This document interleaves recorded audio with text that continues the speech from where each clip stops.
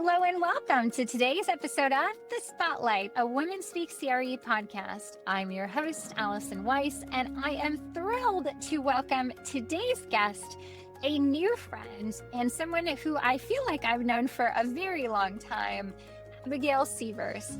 Abigail Sievers joined JLL in 2021 as part of the industrial brokerage team in Indianapolis. She specializes in landlord and tenant representation, and key strengths of hers include a keen sense for business development and, most importantly, a positive and energetic attitude. Abigail easily connects with diverse individuals and quickly develops an intuitive understanding of their needs and team dynamics. And when working through project challenges, her clients appreciate her flexibility and adaptive decision-making style. Abigail has worked in commercial real estate for over 10 years, and prior to working at JLL, she worked at Cushman & Wakefield and Colliers. She is a graduate of Murray State University in Kentucky and is affiliated with the NAIOP Indiana Advisory Board and the NAIOP National Corporate Board, and was president previously of the Commercial Real Estate Development Association of NAIOP Indiana. She has won awards like the NAIOP Indiana Emerging Broker of the Year, a Best and Brightest finalist for Junior Achievement, and a JLL Top Achiever in 2024. I had the recent pleasure of finally meeting Abigail in person, and let me tell you, she is a dynamo. I am so excited to watch her career continue to build and grow, and also for you to hear her very down-to-earth perspectives related not just to her commercial real estate career, but also her role as a wife and mother. It's a really refreshing episode and very approachable. If you don't know Abigail yet, connect with her on LinkedIn. She's a fabulous follow. And stay tuned. It's going to be a good one. Hello and welcome to today's episode of The Spotlight, a Women Speak CRE podcast. I am thrilled to have our very special guest today here join us, Abigail Sievers. Welcome to the show. Thanks so much. Thanks for having me. Well, I am so excited. Number one, that we are now friends. And number two, that you are here joining us for this conversation. And I'd love to get started just learning a little bit more about your career journey. So tell us how you got into commercial real estate and what your path was like. Yeah. So I feel like most women in commercial real estate, I fell into it. I did not go to college hoping to be an industrial real estate broker. I actually went to college hoping to be a news anchor. Very cool. Yeah. Never did anything with that. So like that's on me. No regrets. But I have a marketing and PR background. Mm-hmm. And I went to college in the South, but I'm from a small town in the Midwest. And my now husband and boyfriend got a job in Indianapolis back in the Midwest. And I had a little bit of trouble. I was applying to all these ad agencies and no one knew where Murray State was. And so I wasn't getting a lot of looks and I was struggling. So you know what I did? I used a skill now that I use all the time, but I was cold calling. Nice. I was cold calling ad agencies and marketing firms here in Indy, which there's not a ton. Indy's not in New York or Chicago, and I was saying, this is who I am. Here's my portfolio. Here's everything I do. Here's what I'm good at. And an ad agency said to me, we don't have anything for you, but our client, a commercial real estate firm, they do. And I thought, what is commercial real estate? I literally thought it was a fake company. I'm like, this is not credible.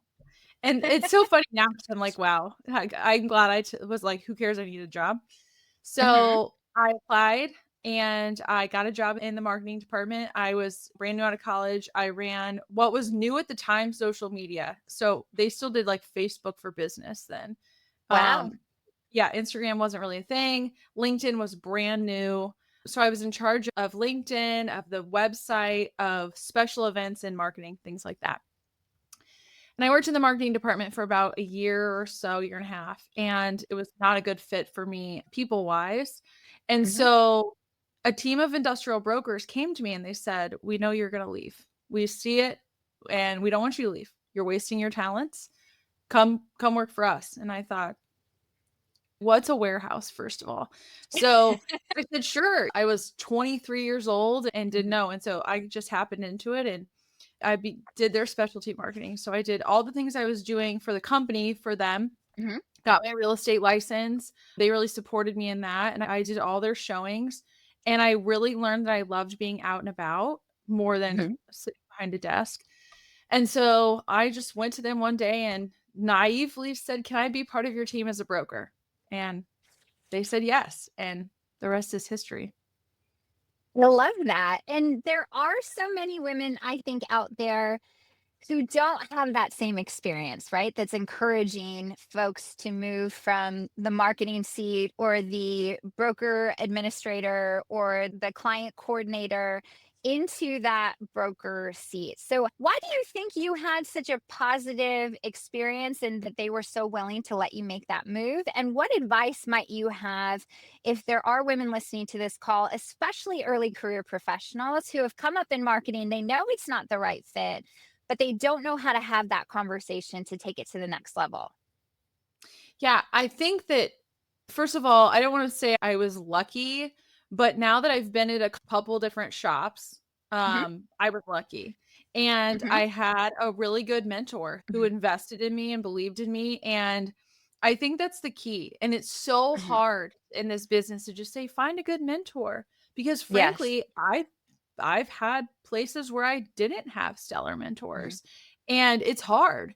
It's Mhm. really hard. So I think finding a good mentor and really finding that person you click with and will invest in you and has the Mhm. time to invest in you and Mhm. cares about your growth, but you can provide value to them, it makes all the difference. I made that team of brokers, I made their life easier because I was doing all of their small flex showings, the ones they Mhm. didn't want to do. I was doing all of their RFPs, the ones they didn't want to do. And I loved it. And I think they saw, why not take a chance on her? She's costing us money now, but if she becomes a broker, she's not.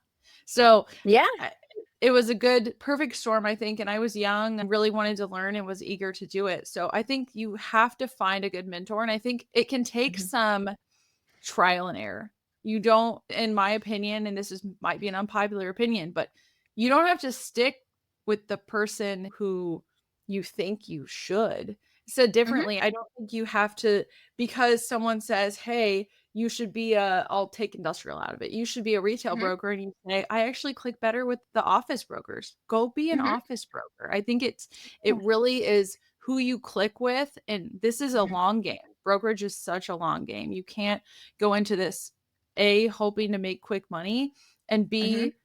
assuming that in 1 to 2 years you're the big dog on this team. You really have to work your way Mhm. up, and I think showing that matters. Yeah.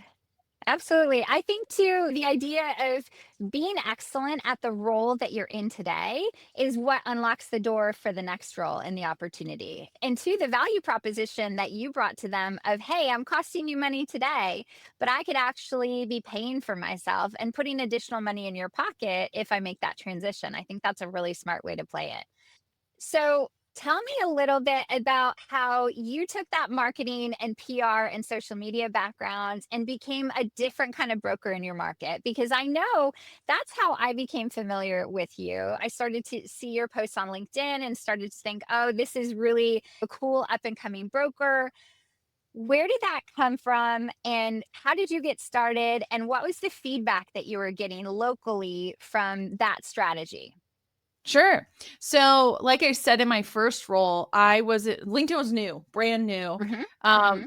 This dates me a little bit, but LinkedIn was new, and I remember my first kind of role at that company was, you're going to come to the company retreat and you're Hmm. going to present in front of these 30 brokers. And again, I didn't really know what a broker was, all about LinkedIn and how you use it. And so Hmm. that was my first role in commercial real estate and marketing. And so I've kind of always had LinkedIn in the background as like Hmm. this is a business tool, but I feel like Hmm. LinkedIn started as, this is your online resume. And Yes. even in the past really 2 years has evolved into, this really credentializes who you are. Mhm. And I wanted to set myself apart this year, and last year, I guess, is when I really started being more active. I've always used it, but never Mhm. to the way I'm using it now. And I feel like I used to cold call a lot, and now I Mhm. literally knock on warehouse doors. And now Mhm. I'm a mom and Mhm. I'm very busy, and which I feel blessed with, but at the same time, I don't have all the time in the world. So I said this year, you know what I'm going to do? I'm going to make LinkedIn my BD, and I want Mhm. everybody to at least know who I am because I think it matters. And I've It used does. it to be, thank you, very authentic. And I think, like me or not, and like what I'm saying or not, I have not strayed from that. I want to be Mhm. very open about who I am, and I'm very honest. A post that I did that went viral a little bit was that I made $12,000 my first year in brokerage. And I think some people will be embarrassed to say that. And I'm like, listen, no, I Yeah, worked my tail no. off and that's what I made. Like, Yeah. so I think it matters to be authentic on there. And I just wanted Mhm. people to work with Abigail Sievers because they like what Abigail Sievers is about, not because of XYZ. Yeah. Well, I do think that you have shown up there so authentically and so positively, giving glimpses not only into the way that you work and what makes you different from other brokers, but also into your personal life. How do you ride that line between letting people in a little bit so they can know, like, and trust you more, and you can find and build that common ground, which is so important in developing relationships and doing business with folks these days? And how do you know where to draw the line and what's just for you and your family? Yeah, that's hard.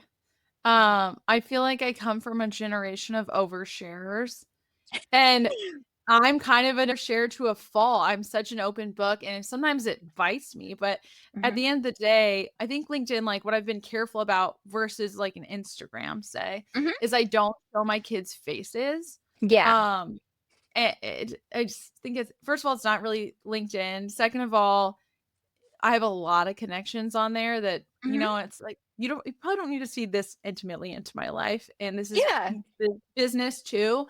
But I think a big part of sharing with clients, potential clients, business contacts, whoever, is I have always talked about my kids and my Mhm. family. And Mhm. because it's such a big part of who I am. And I never want to be that mom that hides that my kids are in the Yes. car when I'm on a call. I'm not. I have Yeah. owned it and been like, listen, I just did preschool pickup and you might hear something. And the girls know, like, mommy's on a work call, but at the end of the Yeah. day, it's who I am. And, I haven't really had a bad experience sharing that. I've actually had a very positive, oh my gosh, I remember those days, soak them up.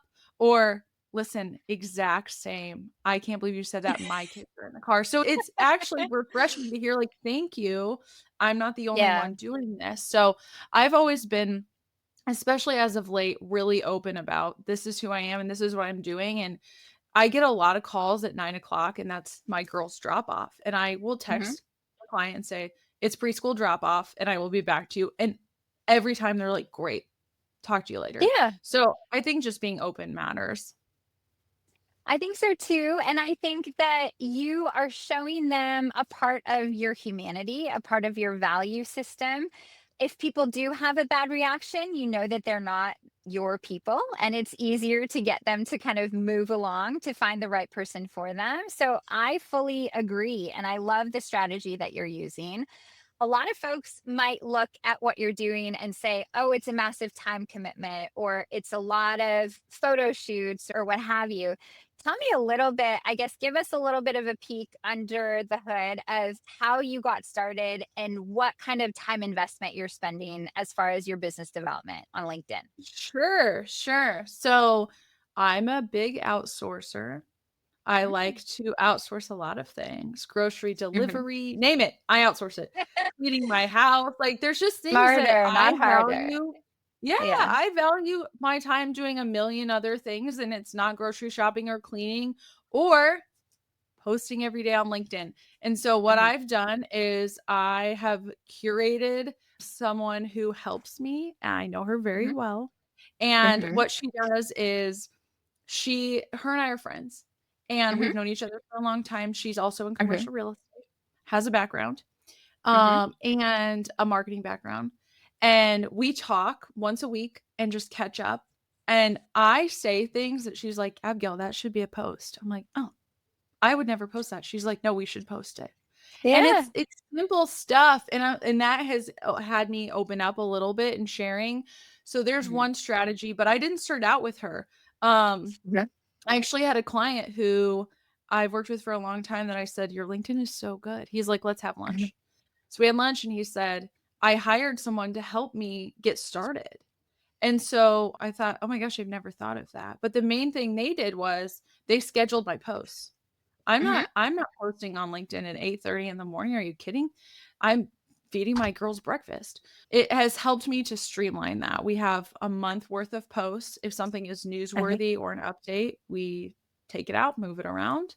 As far as photo shoots go, I had one photo shoot, and I love my that. husband's cousin's a photographer, and I said, "Can you meet me at this listing?" And it took an hour. She took all these pictures, and I think I've overused them at this point. I think No, I'm no, no. retiring those pictures because I've used them a bunch, but it's helped get my face out there and my name and kind of show what I do. A picture's worth 1,000 words, so people know I'm in front of a warehouse, whatever. So yeah, the time commitment is not what you think. It is really speaking about what you're doing and quickly and posting a picture that goes along with it. I love it. And I love what you're doing too, because a lot of people are afraid of the camera. And I think you have these photos, they're not overly produced, they're not glamour shot photos, they're candids in front of the asset class that you're working in. And so you've created this situation where folks are scrolling, they stop the scroll because they see your face, they read what you're talking about, and there's tremendous brand recognition, which I think when you do cold call, it turns into warm calls and is probably also generating leads and conversations when you're out at events and all of that. And I appreciate you walking us through kind of the nitty gritty, because I do think that there are some folks who might look at what you do online or what I do or what, Mo Regalado does or any Mhm. number of people online, and they go, oh, must be nice for her. She has all the time in the world, or she's a marketing person, or she owns her own business, or whatever. And I think there's real approachable options available to you. And what you did was you found something that worked and then you scaled it. Yep, that's exactly right. I tested the waters with that first group I used to kind of get the algorithm going. And then I found the way that it worked best and I switched gears and I scaled. I really did scale. That's the perfect word. But now it's a machine that kind of runs itself lovely. So that's nice. That's what you I want, love it. right? Yeah. And then too, all you have to worry about is engaging and responding to Totally. people in the comments and following up with Yep. DMs. So, switching gears for a second, you mentioned being a mom and you mentioned using your family and also bringing up what's important to you, what your values are in your conversations with folks. Tell me about your experience of becoming a mother in commercial real estate and what that transition was like for you, and any people who helped along the way, and what challenges maybe you faced in that process. Yeah, I got chills when you asked that question. So I had a girl mom. I had my first Yes. daughter in May 2020. So crazy time to have a kid. Well, crazy time always, but crazy time to Yes. have a kid, crazy time to be in commercial real estate. It was just insane. And so I had my daughter in May 2020. There is no playbook for women in commercial real estate to, Yeah. especially a broker who's a 1099 full commission, to have a Yes. baby. There's no playbook.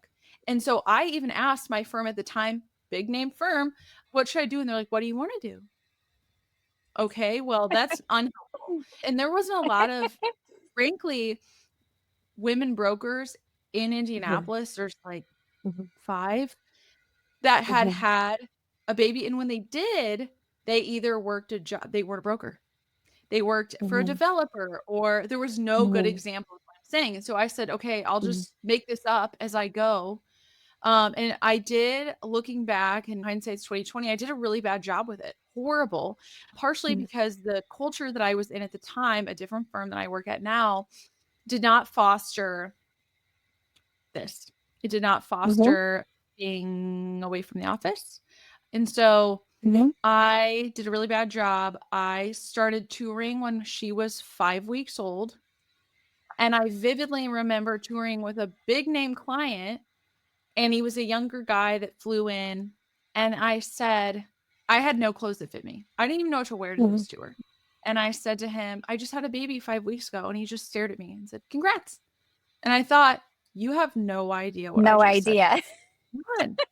And that's not a man versus woman thing. It's Sure.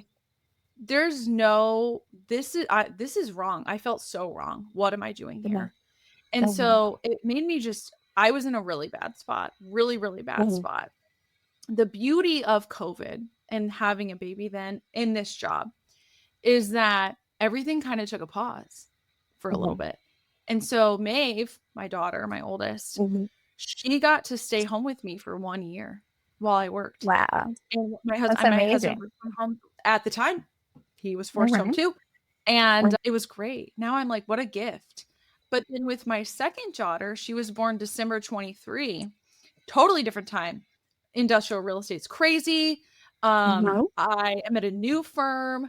I wanted to be mindful of taking I ended up taking 12 weeks off unplugged. And I was given such a gift in a business partner I work with who is a man who came to me early on in my pregnancy. I mean, it was early, and said, when you have your baby, I'm going to cover when you're gone. And he wasn't asking for a fee. He wasn't asking for a part. He just wanted me to unplug. And that was I always have little glimpses of knowing I'm in the right place at JLL. And that was such a good glimpse into, wow, like, thank you so much. And so I was able to totally unplug for 14 weeks. He closed big deals that we were working on together for me, and I didn't know about it. And it was fantastic. That's amazing. I am so glad I asked you that question, because I feel that story is an important one for people to reflect upon, because that wasn't necessarily the company's policy. I don't believe, correct? That was him No. out of the kindness of his heart saying, I No. see you. I know you need support right now. This is how I can support you. Will you receive this support? Which is a beautiful thing. And I think in other environments that you've been in and that I've been in throughout my career, where you are looking over your shoulder, where you are unsure of, whether or not the folks that you're even partnering with or who are on your team have your best interests at heart, what an amazing testament to the quality of that individual and the culture that's been created for him to proactively, before it became a conversation of what's going to happen, to be such a leader and to step forward and to say, this is the right thing and this is what I want to do for you. I just think it's a beautiful example of what is possible and creativity and male allyship in the workplace. And I love that story. Can we shout him out individually? Because I think I'd Yes. love He's to going to be recognize so him embarrassed. personally. But his name is Brian Buschuk. He is the best. And I remember where I was sitting when he said it to me. I was so like, really? Because my experience was so opposite at the other firm. So shout out to him.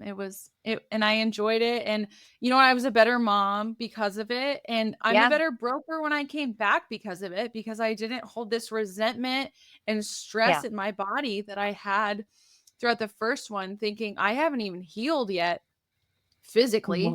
And here I am showing warehouse space. What am I doing? So it was great. Yeah, that peace of mind. I don't know that you can put any dollar value on, because it's really just a priceless thing, especially when you're going through so many different transitions: physical, mental, emotional. You've got your first daughter going, I'm no longer the baby of the family. Like, there's just a lot going on there. And that's just a tremendous gift. Yeah, it was. And I think that now I know, and it's kind of good. And at the time I was a little salty that I didn't have a playbook for my first. And now I'm like, you know what? I can be the playbook. This is it. This is what I did. And this is where I made a mistake. I wouldn't do this again. And this is what I think you should do. And this is how I think you can accomplish that. So I have a couple different friends in Indianapolis and commercial real estate brokers who different asset classes, different firms, all sorts of things. And they have all come to me and said, what did you do? They're looking at you for this, which is nice now to share my wisdom because I wish I would have had that. But at the same time, it is what it is. Yeah. Well, we're paving this road or we're building the plane sometimes as we're flying it. I'd love to switch gears a little bit and talk about also the transition that you've made, not just from one firm to the next, but in leveling up the deals that you're working on and becoming a more sophisticated player in your market. So tell me about how that all got started and kind of your focus today and how you are working differently, maybe than you have in the past. Yeah. So I never, until I would say the last 2 years, maybe 3, had complete confidence in myself as a broker that does big deals, right? Yeah. So I was raised in this industry as an expert on industrial flex. And Mhm. my first firm, I listed dozens of industrial Mhm. flex buildings, and Mhm. I knew every owner and every tenant, and that's where I played. And I felt comfortable because I could do those deals in my sleep, right? Mhm. And then I kept playing small. The second firm I was at, which is a much larger firm than my first, I kept playing small. And they kind of kept me small because I never asked to be bigger. And when I would approach it, it didn't work out. And so I Mhm. played small, played small, played small. I go to JLL and they don't see me that way at all. Mhm. And Mhm. it kind of took me by surprise a little bit because I was so ingrained into that way. Mhm.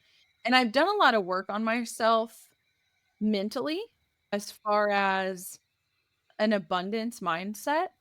I feel Mhm. like I was always in fight or flight before, and I lived in fight or flight. Yeah. And it's when you don't, you realize what there's so much more I could be doing, not stuck in the path. And so I did a lot of mindset work, and now I try to have just an abundance mindset of there's enough and more than enough to go around. I mean, Mhm. what are we talking about here? So I've really approached business and gaining clients in a different way than before. It was kind of, frankly, and I think every new broker is like this, it's transaction Mhm. based on I just got to close this deal and here's my payday and on to the next. And Mhm. now it's more, let me build a relationship with not only the clients, but decision makers in the community, I think Mhm. matter a ton and are sometimes overlooked. Whether it's municipality folks Absolutely. or, real estate attorneys, commercial lenders, all that kind of stuff, I Mhm. think sometimes gets overlooked. And I have really focused in the last couple years on, I just want people to know Abigail Sievers and the deals will come. And they have. Absolutely. And I still have a lot of clients in that flex, range Mhm. that have followed me from firm to firm. And the cool and important thing is they don't know that I've moved firms. They just say they have my phone number and I'm just Abigail Sievers to them, which is awesome. And it's fun to see them grow and still help them out. And I think that's the other important thing with that is you can't get too big that you're too good for the people that you helped 10 years ago. And Yeah. the clients feel that. They do. And I think it's important to stay humble. And I've tried that. At the end of the day, like I'm still Abigail Sievers from a Midwest small town. And it's just who I am. And I always will be. And I think they appreciate that you don't get too big for your britches because it's Mhm. easy to do that in this industry. There's a lot of ego out there. And I love that you brought up mindset work. Tell me, I guess, a little bit more about that. What were some of the practices that you used that really were helpful to you? And what do you think mindset cultivation can do for women in commercial real estate? I think, like I said, first of all, I'm a podcast junkie and Okay. specifically a wellness podcast junkie. Like my husband jokes Interesting. with Yeah. me, he's like, Abigail, if XYZ podcast tells you to do this, you did it the next day. And he is so right. But it's made me level up in tons of ways, both from like a health standpoint, but a lot of it is Mhm. a mental health standpoint. Yes. And I think that there's a few things that are non-negotiables for me that I've learned with mindset over the years. And really, even since I had kids, it became more important to get out of that fight or flight. And I have my own morning routine, and I wake up absurdly early. So I have my own time without anybody. And in that time, I lift weights and I meditate and I read. And I read books like The Daily Stoic, Ryan Holiday. Love.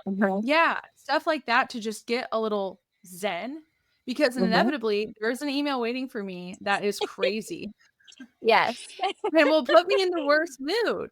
And I Yes. think that it's so important to take a step back. So I take a step back multiple times a day. My husband also jokes with me that I have a 3-hour morning routine, and maybe I do. And none of it's getting ready. That is so quick. Yeah. It's all like I have to read and lift and have Yes. this water and this breakfast. But I think that doing the things you need to do for your mind and your body, whatever they are, to get right for the day, every day, has made a huge difference in who I am as a mom, but also who I am as a broker. I used to pop off. I really did. I used to get so heated about silly things.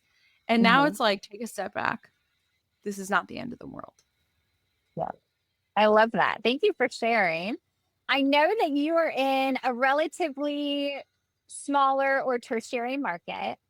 Tell me about what it's been like to build relationships and to find your people in a somewhat limited commercial real estate space. And how are you cultivating relationships now? Is it all localized or regionalized? And what does your village look like these days? Yeah. So Indy is a small Midwest city, but a relatively large industrial market. And we benefit from, this is going to sound like such a sales pitch, so I'll make it not sound that way. But we benefit from being in the middle of the country. And so logistics wise, Indy makes all the sense in the world. And so I have really benefited from, while this is a small Midwest market, it's a booming industrial market. And we have all the big players here and a lot of developers, because Duke Realty, before they sold to Prologis, is headquartered in Indianapolis. A lot of industrial developer players spun off of Duke and are all headquartered in Indy. So I have the benefit of being at this point close friends with a lot of those big developers that work all around the country. So that's been really fun. And I don't think when I first started in industrial real estate in Indy, I didn't understand the depth that we really have here. And we do. And so that's been fun. But I will say, although we have a robust industrial market, Indy is a small town. And a lot of people that are decision makers here grew up here. They went to college close by. Their cousins live here, all the things. And that was a little bit of a curve for me at first, because I'm not from here. I'm not from Indiana. I didn't go to college here. And so I really had to cut my teeth on just my reputation and proving that I belonged. And so I joined NAIOP 10 years ago and said, I'll do whatever you need. And they said, you have to run events. So I ran events with my good friend, who's also a broker for 5 years, kind of learned all the players that way. And I eventually was president in 21. So that really helped me get in as far as feeling like a part of this community. But it took some time. I think it's a bit of a town where people leave and they come right back. Yeah. Well, I love that you mentioned that. And like me, I do not have a family background in commercial real estate. I still have, I think, family members who think that I'm involved somehow in the sale of homes, but they don't really understand how. And I think it's an important point to make that your work ethic, your desire, your drive can overcome some of those factors. Not being born in a market, not having quote unquote the right last name, or the capital that you need to back you when you're earning $12,000 your first year or two. And I think that's a message that I want to repeatedly share on this podcast, is that we have the greatest, lowest barrier to entry generational wealth creation opportunity in the world in this business. And we need to be taking advantage of it. And it doesn't matter if you don't have the things that everybody else has. You can work harder, you can show up earlier, you can volunteer, you can run events for 5 years with the local NAOP chapter. You can do all of these things, and it is possible. And sorry, off my soapbox now. Oh, I'd love to well, know. I totally Yeah. agree. And listen, you're going to run into inevitably 5 to 6 Yes. brokers a market who have the same Mhm. last name as another broker there, or the same last Yes. name as XYZ developer in town, Yes. because it is a generational wealth business. And I can Yes. appreciate that. I mean, I can't lie. If Maeve comes to me in, 20 years and says, Mom, I want to be on your industrial team, I'd have a hard time saying, no, girl, go do something else. Sure. So I get it, but Yeah. you certainly are at a small disadvantage at the beginning if you Yes. don't have that leg up. But I think it's also your greatest power is you Mhm. don't know what you don't know. And so you're Yeah. not trying to prove something. You're just trying to make it. And I think Absolutely. that can give you a different aspect on success in this. Yeah. I've heard you can't teach hunger. And I think that hunger, that need and desire to make it, that I have no other backup plan. Like, this is the thing that I'm doing. So tell me a little bit about what's next for you and what you're thinking about for the future. Wow, what a good question. I get asked all the time, are you having another kid? And that is not on my radar. So, what is next for me is industrial real estate. And I'm super excited about it because I feel like for the first time in 5 years, my oldest is 5, Mhm. I Mhm. can kind of like take a deep breath and Yeah. say, like, now it's time to focus back on Abigail Sievers, industrial broker, Yeah. because my home life is in order. And Mhm. I have to mention, I have a husband who is phenomenally supportive of this role of I'm at a cocktail hour, I'm at a dinner, I'm Mhm. running late because I'm working on this, I'm on the phone at random hours all the time. So Mhm. I think that matters. Yeah. And I can't go without saying that. I'm not just doing this by myself. I have a really good partner. But I think that what's next is I'm hitting the ground running, and I think I already have a little bit with this BD Yeah. stuff with LinkedIn. And I'm going to continue it. I'm going to build it. I am participating in things with you, which I love Mhm. because it's hard. We've talked about this before in side conversations, Yes. but not everyone can relate to us.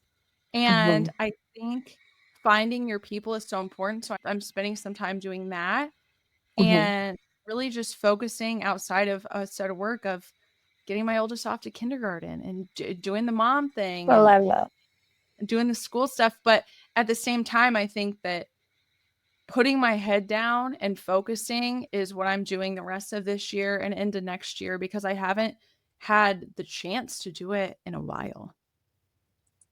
I love it because I feel like you even having maybe some distraction in the background, and distraction is a broad word, distraction in the background, and maybe not being as focused, you've still done tremendously well for yourself. And I think sometimes as women, I know I struggle sometimes with perfectionism, and also too that my idea of 100% might be someone else's idea of 150 or 200%. How do you manage having high standards for yourself and also having the boundaries around work life and personal life balance? Is that something that you're challenged by? And is it easier now, maybe with the stage of life that the girls are in? No, I feel like it just gets harder. But at the same time, I'm leaning toward believing that work life balance doesn't exist, but in a good way. Like Mhm. my girls, my husband, they are my life. Mhm. And also, this is my job Yeah. and my career and what I'm going to be doing for the foreseeable future. So I think just integrating both has paid off. Mhm. And I'm going to keep doing that. And I think that also and I've struggled with this a lot. And this, I would say only in the past 6 months have I gotten better at it. Mhm. I always used to be a person where I'd have all these great business development ideas or all these great things I was going to do. And I would make lists on lists on lists on lists. And I have 5 planners and 10 notebooks. It's crazy. Only Yeah. recently did Chat GPT tell me I have ADD, and I agree. But I think it's a problem. But I always Right. wanted to wait till I was ready to start. And Yes. my ready, like you said, maybe with someone else's 200%. But for me, I'm like, Yes. I can't, because it's not organized. And I have stopped that. I have just said, you know what? I want to send a mailer and I really want to send it to 100 people, but I have 40 people. So I'm going to send it to 40 people. Why am I waiting for the next 60? Or I have a really good thing to say to this subset of clients. I'm just going to say it to 5 instead of 15. And it's really paid off. And that taking action, I think matters over being perfect or being ready to start. I think you just have to start before you're ready. I love it. What a mic drop moment. I have one last question for you. And it's, what do you want the listeners today to take away from your story? Any parting words of wisdom? Oh, that's so hard. I think, you know what? I think what's most important here is you don't have to be totally organized and ready to do this if you are wanting to jump into brokerage. I Mhm. think finding a mentor matters, but don't take so much time trying to find a mentor that you never start. I think finding your people matters, but same thing. Become Mhm. the people that you want to hang out with or you want to be Yes. around, and you will. And I think the Mhm. other main topic I am passionate about is you can be a present mom and a really good broker at the same time, Mhm. but you have to be honest about it with Mhm. yourself, with your clients, with your colleagues. And I think it both is possible, but you have to let a few things go too. Perfectionism being number one. I love it. Well, I am such a huge fan of yours, Abigail. Thank you so much for joining us. Thanks for It's been a having wonderful me. conversation. Yeah, my pleasure. And I look forward to seeing you soon at Globe Street Women of Same. Influence. Absolutely. Thank you so much for listening to Abigail's story. There were so many great moments for me. I love how down to earth and open Abigail is about her own personal story and journey. I love the conversation about continuing to grow and level up from a career standpoint. I love the way that she prioritizes what is important to her and her values as they relate to her family. And I think that there are so many great messages for us as women as we are navigating our careers, whether we have kids or dogs or other responsibilities that are important to us. Putting those front and center and letting people know about what's important to us brings them in, makes them know, like, and trust us on a deeper level, and ultimately is a net positive, not a net negative. Thank you so much to Abigail for her friendship, for her open dialogue and conversation, for being a thought leader and a next generation figure to watch in commercial real estate.